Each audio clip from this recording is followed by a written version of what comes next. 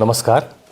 यहाँहरू सबैलाई अवगतै छ अहिले देशको बदलिदो परिस्थितिलाई मध्यनजर गर्दै नेपालभरिका सम्पूर्ण विश्वविद्यालयको पनि पद रिक्त हुन पुगेको छ।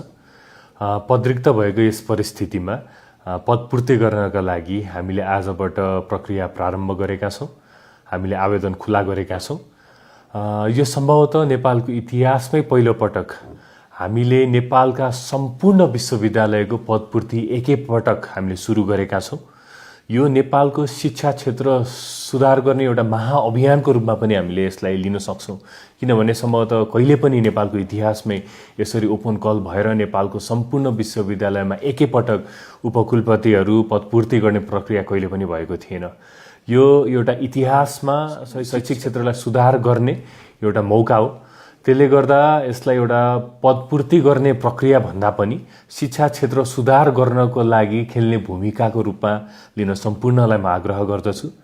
पदीय हिसाबमा यो हाम्रो अध्यक्षतामा एउटा छनौट समिति गठन भए तापनि यो एउटा प्रक्रिया मात्र हो। हामीले एउटा पूर्ण रूपमा निष्पक्ष स्वतन्त्र विज्ञ समूह गठन गर्नेछौँ। त्यस समूहमा अग्रज व्यक्तिहरू प्राज्ञिक व्यक्तिहरूलाई सामेल गरेर त्यो समिति गठन हुनेछ र त्यो समितिमा पूर्ण रूपमा निष्पक्षता कायम हामीले गर्नेछौँ। स्वतन्त्र हुनेछ।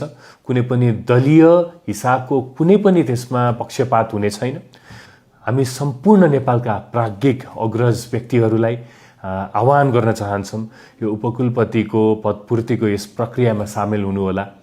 यसमा निष्पक्षतामा विश्वास गरिदिनु होला। नेपालको शैक्षिक क्षेत्र सुधार गर्ने यस मौकामा हामीलाई पनि साथ दिनुहोला र यहाँहरूको यस योगदानलाई इतिहासले पनि सधैँ याद गर्नेछ।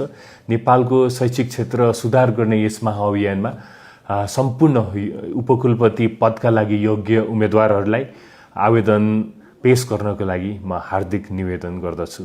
हस्, धन्यवाद।